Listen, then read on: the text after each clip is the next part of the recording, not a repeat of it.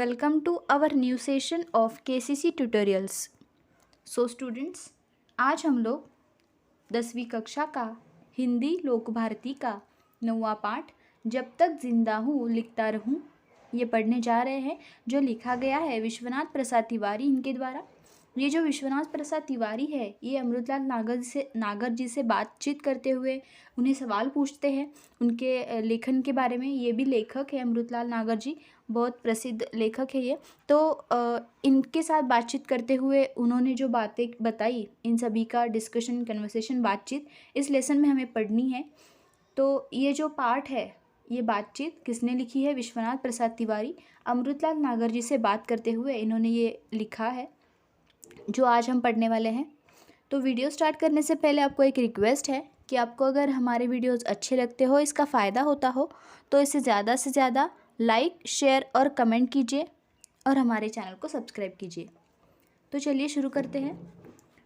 जब तक जिंदा हूँ लिखता रहूँ, ऐसा कौन कहता है? अमृतलाल नागर जी कहते हैं। देखिए बहुत अच्छी तरीके से इन्होंने विश्वनाथ प्रसाद तिवारी जी ने यहाँ पर इनसे बातचीत की है, इनके बारे में जानने की कोशिश की है, अमृतलाल नागर जी के बारे में। विश्वनाथ प्रसाद तिवारी मतलब तिवारी जी की अमृतलाल नागर जी मतलब नागर जी से बातचीत यहाँ पर दी गई है। इनके बारे में जानते हैं। देखिए तिवारी जी के बारे में 1941 में इनका जन्म देवरिया उत्तर प्रदेश में हुआ है। इनका परिचय: विश्वनाथ प्रसाद तिवारी जी हिंदी जगत के जाने माने कवि हैं, लेखक हैं, आलोचक एवं संपादक भी हैं।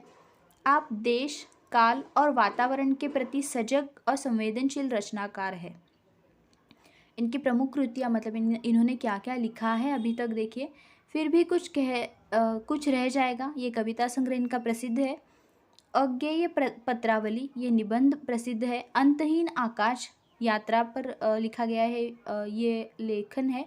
अमेरिका और यूरोप में एक भारतीय बन यात्रा संस्मरण लिखा है, प्रवास वर्णन जिसे हम कहते हैं।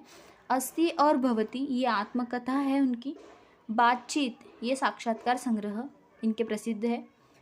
इस पाठ में हमें क्या पढ़ना है? देखिए, प्रस्तुत साक्षात्कार में विश्वनाथ प्रसाद तिवारी जी ने नागर जी से तत्कालीन राजनीतिक, सामाजिक परिस्थितियों, लेखकों आदि के बारे में अनेक प्रश्न पूछे हैं। बहुत सारे सवाल इन्होंने पूछे हैं तिवारी जी ने।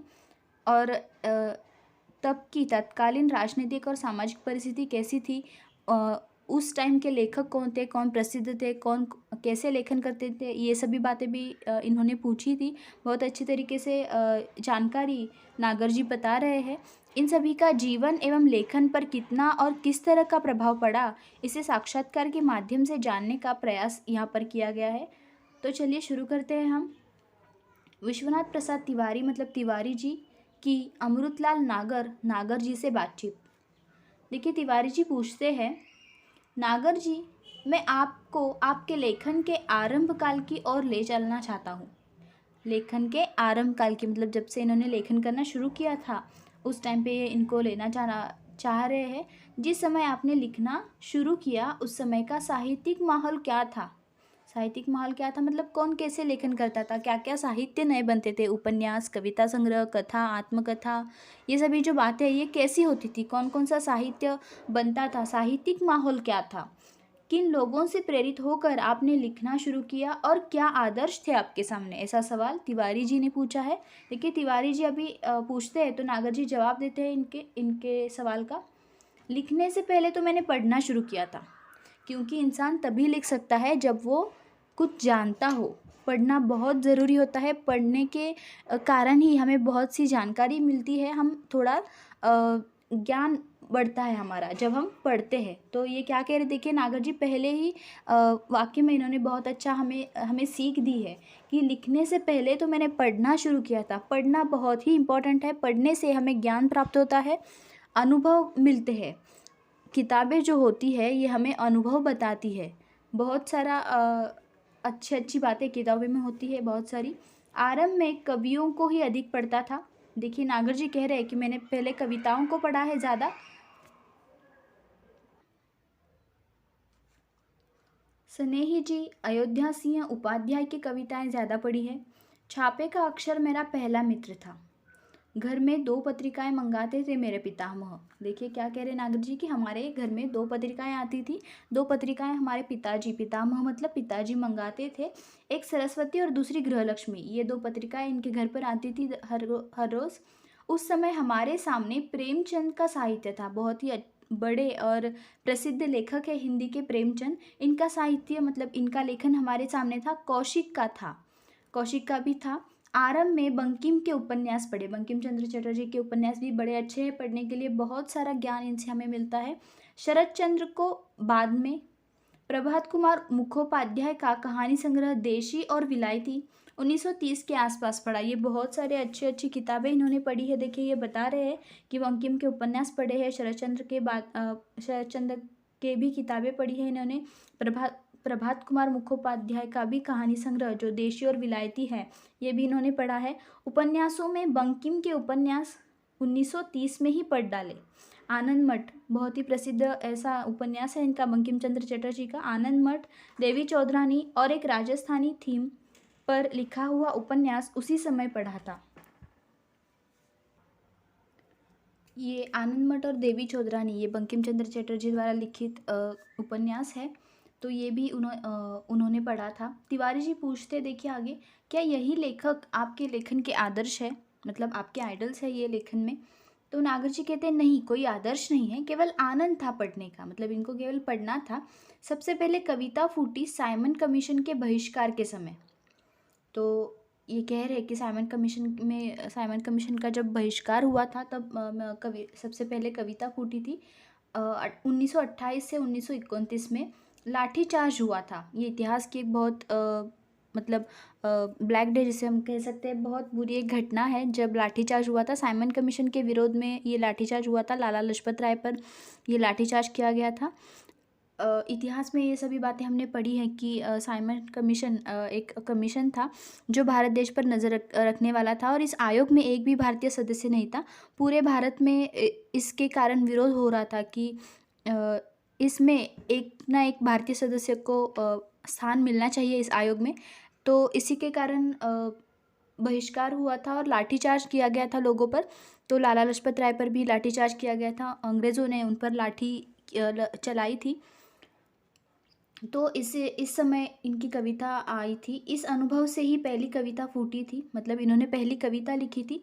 कब लो कहो लाठी खाए, क्या कह रहे हैं ये, कब लो कहो लाठी खाए, ये इनकी पहली कविता थी। इसे ही लेखन का आरंभ मानिए। ये कह रहे कि यहाँ से मेरा लेखन शुरू हुआ, मैंने पहली कविता लाठीचार्ज के समय लिखी थी। तो तिवारी जी पूछते देखिए, इस घटना के बाद आप राजनीति की ओर क्यों नहीं गए? मतलब जब ये घटना घटी थी, लाला जी पर लाठीचार्ज हुआ था, तो इसके बाद आपने राजनीति में अपनी दिलचस्पी क्यों नहीं दिखाई, आप राजनीति में क्यों नहीं गए? तो नागर जी कहते देखिए, नहीं गया क्योंकि पिताजी सरकारी कर्मचारी थे। उनके पिताजी सरकारी कर्मचारी थे। 1929 के बाद मेरी रुचि बढ़ी, पढ़ने में भी और सामाजिक कार्यों में भी। मतलब इनको किस में इंटरेस्ट आने लगा? पढ़ने में और सोशल वर्क्स में। सामाजिक कार्य मतलब सोशल वर्क्स में। लेकिन मेरी पहली कहानी छपी 1933 में, अपशकुन। इनकी पहली कहानी कौन सी थी? अपशकुन। और इनकी पहली कविता कौन सी थी? कब लो कहो लाठी खाए। ये इनकी पहली कविता थी और इनकी पहली कहानी अपशकुन। तुम्हारे गोरखपुर के मनन द्विवेदी लिख रहे थे उन दिनों। मतलब इनका भी लेखन चल रहा था। चंडी प्रसाद हृदयेश थे जिनके लेखन शैली ने मुझे बहुत प्रभावित किया, मतलब इम्प्रेस किया इनके लेखन ने इनको, नागर जी को। तो तिवारी जी आगे देखिए क्या पूछते हैं, क्या उन दिनों आप पर गांधी जी के व्यक्तित्व का भी कुछ प्रभाव पड़ा था? मतलब ये जो दौर था, ये आज़ादी का दौर था, मतलब जब हमें आज़ादी मिलने वाली थी, आज़ादी के लिए सब लोग जूझ रहे थे, डट कर सामना कर रहे थे अंग्रेज़ों का। तो गांधी जी के व्यक्तित्व का आप पर कुछ प्रभाव पड़ा क्या? ऐसा ये तिवारी जी पूछते। तो नागर जी देखिए क्या कहते हैं, हाँ निश्चित रूप से पड़ा। पिताजी ने आंदोलनों में भाग लेने से रोका। वह रोकना ही मेरे लेखन के लिए अच्छा हुआ कि मैं आंदोलनों में हिस्सा नहीं लिया। तिवारी जी पूछे देखिए, आपके लेखन में गरीबों के प्रति जो करुणा है, मतलब दया की भावना है, करुणा है, वह किससे प्रभावित है? मतलब गरीबों के लिए आपके दिल में प्रेम जो है वो किससे प्रभावित होकर आपके लेखन में आता है। तो नागर जी देखिए क्या कहते हैं इस सवाल के जवाब में, वह तो अपने समाज से ही उभरी थी, क्योंकि हमारा समाज ही वैसा ही था, मतलब आम जनता थी। हमारा समाज पहले जो भारतवर्ष था ये बहुत सामान्य साधारण से रहने वाले लोग थे, आम जनता थी। मेरी पहली कहानी प्रायश्चित इसका प्रमाण है। क्या कह रहे हैं नागर जी कि मेरी पहली कहानी जो है प्रायश्चित, ये इसी का प्रमाण है, मतलब इसी का प्रूफ है। गरीबों के प्रति जो करुणा दया मेरे मन में है, इसका प्रमाण, इसका प्रूफ कौन सा है? मेरी पहली कहानी प्रायश्चित। हमारे पारिवारिक संस्कार भी थे, मतलब हमारे पारिवारिक संस्कारों के कारण भी हमारे दिल में गरीबों के प्रति दया करुणा भाव है। मेरे पिताजी में एक अद्भुत गुण था। देखिए ये कह रहे कि मेरे पिताजी में एक अद्भुत गुण था, वे किसी के दुख दर्द में तुरंत पहुंचते थे। इंसान को हमेशा ऐसा ही होना चाहिए, किसी के दुख दर्द में न बुलाते हुए जाना चाहिए, और ऐसे ही इनके पिताजी थे। किसी के भी दुख दर्द में उन्हें सहारा देने के लिए, साथ देने के लिए ये तुरंत पहुंच जाते थे। इसने मुझे बहुत प्रभावित किया। नागर जी कह रहे कि इसने मुझे बहुत प्रभावित किया, इसी के कारण मेरे लेखनों में गरीबों के प्रति करुणा आती है, दिखती है। तो तिवारी जी आगे देखिए क्या पूछते हैं। उस समय तो क्रांतिकारी आंदोलन भी हो रहे थे, क्या उनका भी आप पर कुछ प्रभाव पड़ा? नागर जी कहते उसी से तो पिताजी ने डांटा और रोका कि क्रांतिकारी आंदोलन हो रहे, तुम इसमें सहभागी मत होना, इसमें हिस्सा न लेना। इसी के कारण तो उनके पिताजी ने उन्हें डांटा था और रोका था। काकोरी बम कांड हो चुका था, 1921 से आंदोलन तेज हो गए थे। ये जो काकोरी बम कांड हुआ था ये 9 अगस्त 1925 को हुआ था। क्रांतिकारियों ने ये काकोरी कांड किया था। इतिहास में हमने ये पढ़ा है काकोरी बम कांड। मतलब क्या हुआ था कि ट्रेन से जो सरकारी खजाना जा रहा था उसे लूट कर उन पैसों से हथियार खरीदना, किसके लिए? अंग्रेज़ों के खिलाफ युद्ध करने के लिए, मजबूती मिल सके इसी के लिए ये हथियार उनको खरीदने थे क्रांतिकारियों को, मतलब लूटने थे ये हथियार। तो इसके कारण क्रांतिकारियों ने क्या किया था, ये जो काकोरी कांड किया था, काकोरी में एक ट्रेन में डकैती डाली थी, तो ये घटना थी। तो ये कांड हुआ था 1921 से आंदोलन ये सभी तेज़ हो गए थे। तिवारी जी कह रहे कि पूछ रहे देखिए क्या सामाजिक आंदोलनों जैसे आर्य समाज का भी आप पर कुछ प्रभाव पड़ा? सामाजिक आंदोलन जो भी चलते हैं, जो आर्य समाज की स्थापना किसने की है? स्वामी दयानंद सरस्वती, इनके द्वारा ये आर्य समाज की स्थापना की गई है। तो क्या ऐसे सामाजिक आंदोलनों का भी आप पर प्रभाव पड़ता था, ये पूछ रहे। देखिए तिवारी जी कह रहे कि आरंभिक असर है थोड़ा ज़रूर। मेरे पिताजी में एक अच्छी बात थी कि उन्होंने मुझे सामाजिक आंदोलनों में जाने से कभी नहीं रोका।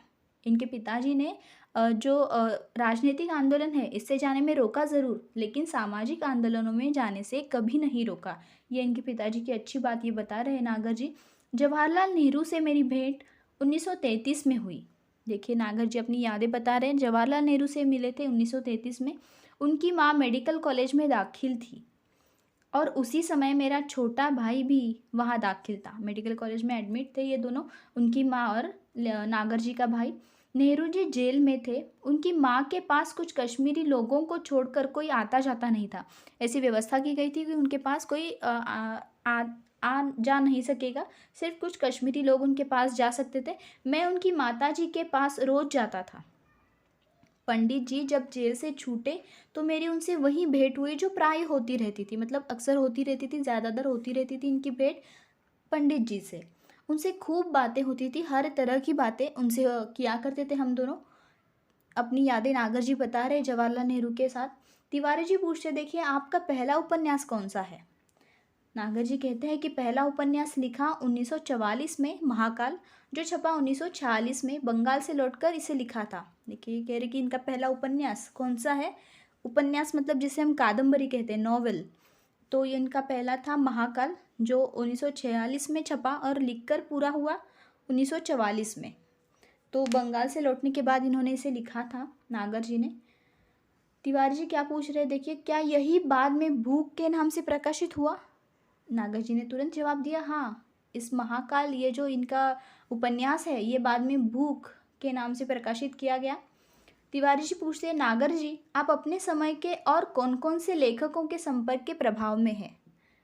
संपर्क प्रभाव में है। देखिए ये पूछ रहे कि अभी इन्होंने नागर जी से कौन कौन सी बातें पूछी कि इन्होंने कौन कौन सी किताबें पढ़ी है, कौन कौन लेखक इनके आदर्श है, ये सभी बातें इन्होंने जान ली है। तो अभी पूछते हैं कि कौन कौन से लेखक के संपर्क प्रभाव में आप हैं।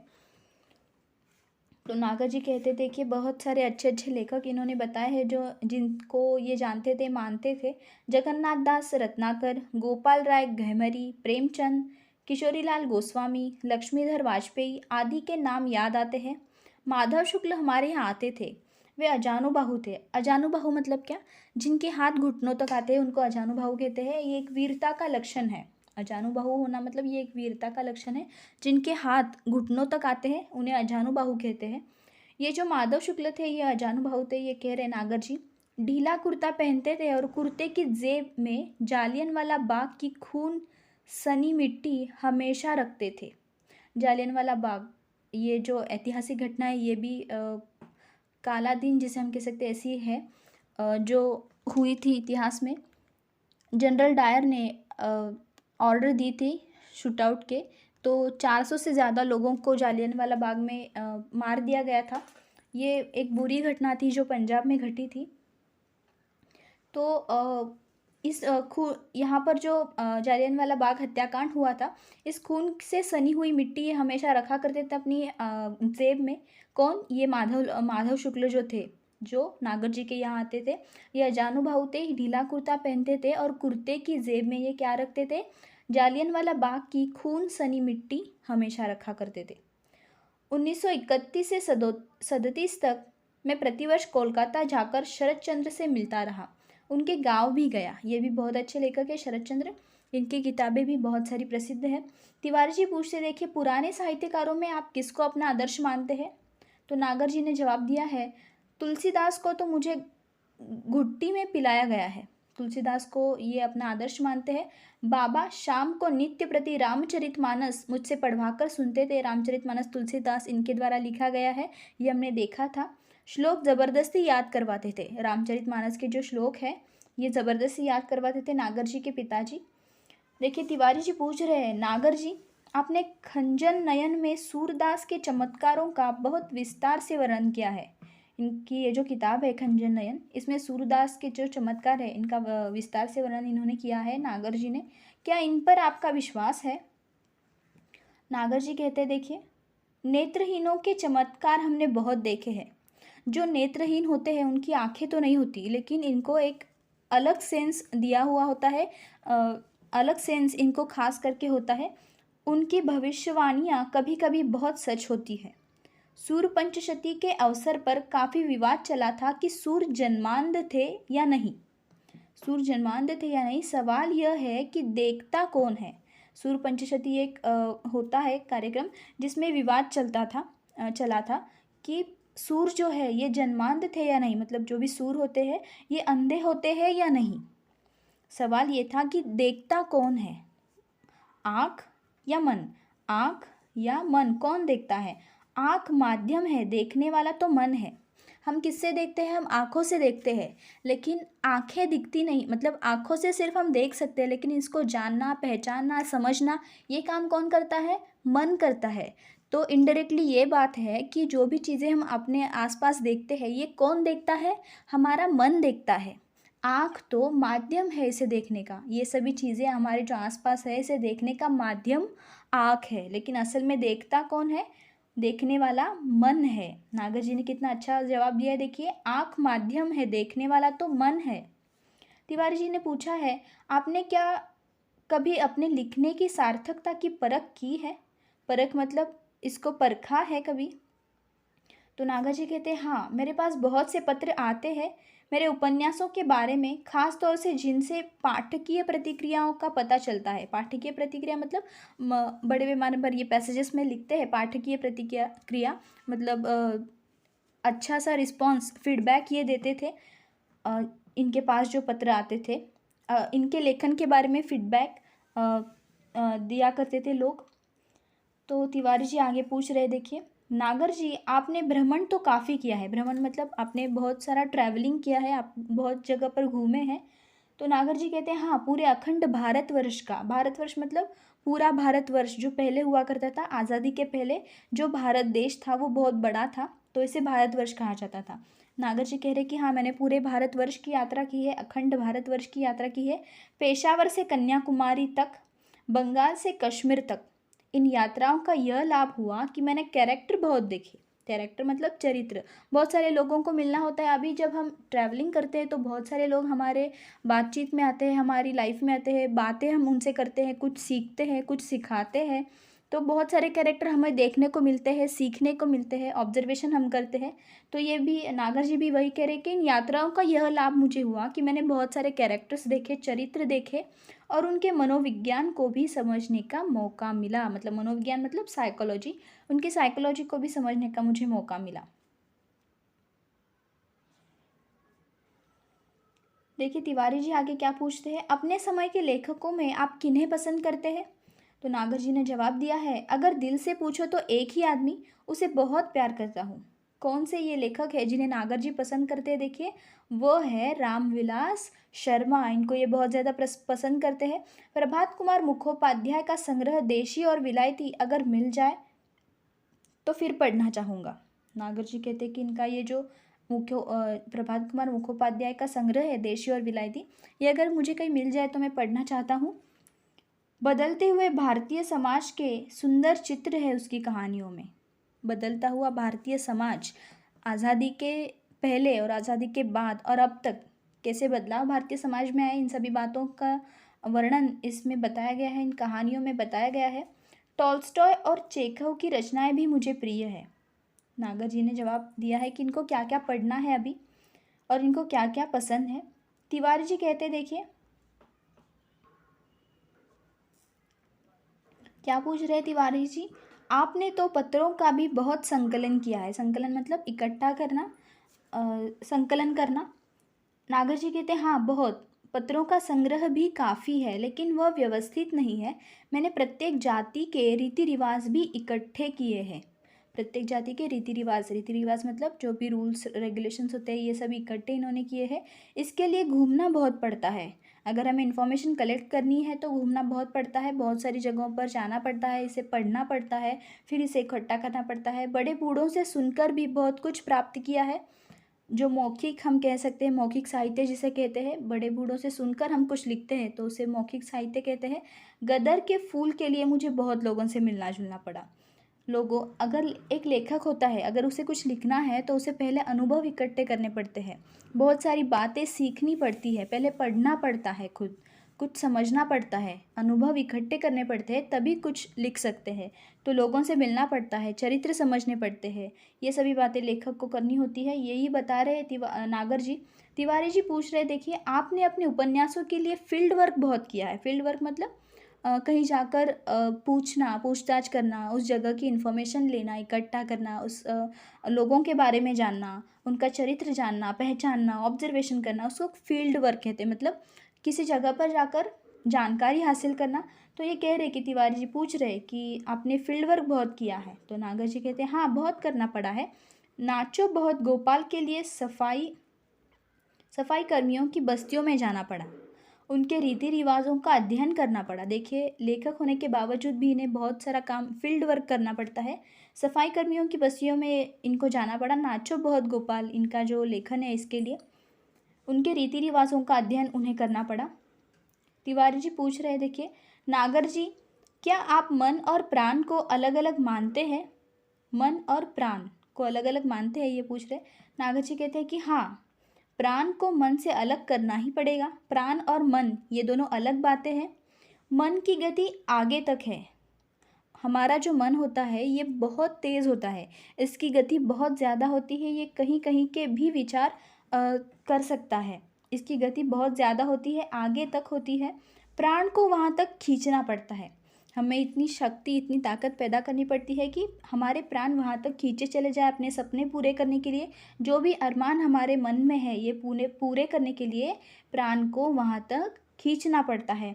मन एक ऐसा निर्मल जल है जिससे जीवन के संस्कार रंगते हैं। जीवन के संस्कार किससे रंगते हैं? मन से रंगते हैं। मन एक निर्मल जल है जिसे जीवन के संस्कार रंगते हैं। मन प्राण से ही सधता है, मतलब मन प्राण होने के कारण ही होता है।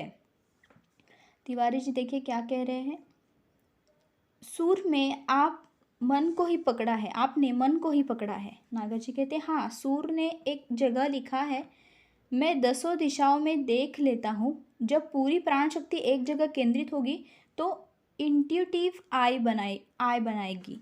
इंट्यूटिव आई मतलब क्या कि सब जगह की बातें हम देख सकते हैं, उसे इंट्यूटिव आई कहते हैं। मतलब गहरा ज्ञान देख सकते हैं, डीप नॉलेज सहज तरीके से हम सभी जगह पर देख सकते हैं, उसे इंट्यूटिव आई कहते हैं। सभी जगह का ज्ञान जो है वो हम सहजता से प्राप्त कर सकते हैं, उसे इंट्यूटिव आई कहते हैं। तो जब पूरी प्राण शक्ति एक जगह केंद्रित होती है तब हमारी जो आंखें हैं वो कैसी बनती है, इंट्यूटिव आई बन जाती है, ऐसा नागर जी कहते हैं। तिवारी जी ने कहा है कि नागर जी, हम लोगों ने आपका बहुत समय लिया, बल्कि आपकी उम्र और स्वास्थ्य का भी लिहाज नहीं किया। लिहाज न करना मतलब इसकी मतलब फ़िक्र न करना, हमने आपका बहुत समय लिया क्योंकि इंटरव्यू टाइप इन्होंने काम किया था, मतलब वर्कआउट यहाँ पर किया है। इनसे बहुत सारे सवाल पूछे हैं, इनके जवाब नागर जी ने बहुत अच्छी तरीके से दिए हैं, जानकारियाँ हासिल की है। नागर जी देखिए क्या कह रहे हैं, ऐसा कहने पर स्वास्थ्य ठीक है मेरा, मतलब मेरी हेल्थ जो है वो अच्छी है। पत्नी की मृत्यु के बाद एक टूटन सी आ गई है, लेकिन फिर मैंने सोचा कि लिखने के सिवा और चारा क्या है, मतलब लेखन ही मुझे करना पड़ेगा, यही मेरा पेशा है, इसमें ही मेरा मन व्यतीत हो सकता है, मतलब मग्न हो सकता है। तुम लोग यह मनाओ कि जब तक जिंदा हूँ लिखता रहूँ। ये कहते हैं कि जब तक मैं ज़िंदा हूँ मैं लिखता हूँ, ऐसी आशा करो, ऐसा होप्स आप रखो, ऐसा ये कह रहे हैं नागर जी। बहुत अच्छी तरीके से इन्होंने यहाँ पर अपने लेखन के बारे में बताया है। इन्होंने कहाँ से लेखन शुरू किया था, इनकी पहली कविता कौन सी है, पहली कहानी कौन सी है, क्या क्या इन्होंने पढ़ा है, ये सभी बातें इन्होंने बताई है नागर जी ने। तिवारी जी और नागर जी का ये संवाद हमने इस पाठ में पढ़ा। इसके कुछ शब्दार्थ देखिए, जानते हैं। बहिष्कार करना मतलब त्याग करना, निकाल देना। शैली मतलब प्रणाली, रीति, तरीका, जिसे हम कहते हैं। भ्रमण मतलब घूमना फिरना। और संकलन मतलब संग्रह करना, इकट्ठा करना। तो इस तरह से ये पाठ जिसमें हमने संवाद देखा तिवारी जी और नागर जी का, ये यहाँ पर ख़त्म होता है। आपको अगर ये वीडियो अच्छा लगा हो तो इसे ज़्यादा से ज़्यादा लाइक, शेयर और कमेंट कीजिए और हमारे चैनल को सब्सक्राइब कीजिए। And thank you for watching our videos and goodbye.